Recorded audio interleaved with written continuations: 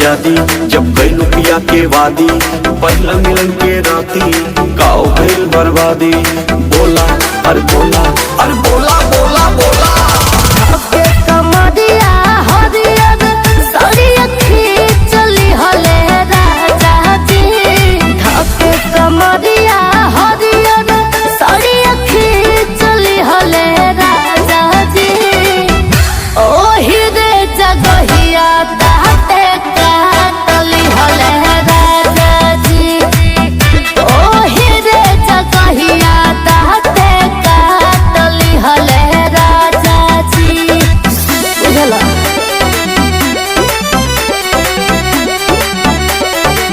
ओहो